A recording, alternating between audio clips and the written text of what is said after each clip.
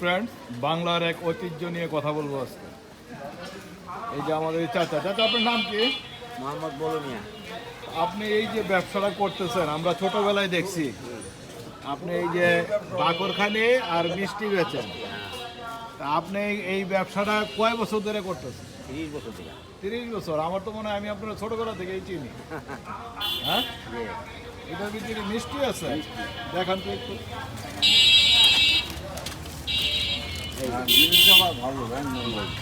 এই যে আমরা আগে ছোটবেলা খাইতাম একটা মিষ্টি আর বাকরখানি। মিষ্টি কত করে বিক্রি করেন এখন? 15 টাকা। হ্যাঁ, 15 টাকা। আর বাকরখানি 10 টাকা। তার মানে 25 টাকা একটা খাবার হয়ে যেত।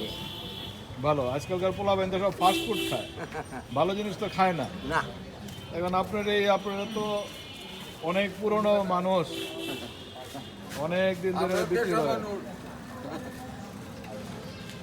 আপনার গ্রামের বাড়ি কোথায়? সিলেট। সিলেট।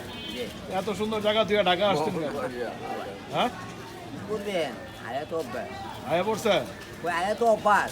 আয়া অব্বাই। আচ্ছা, তো আপনার আত্মীয় স্বজন লন্ডন থাকে না? না।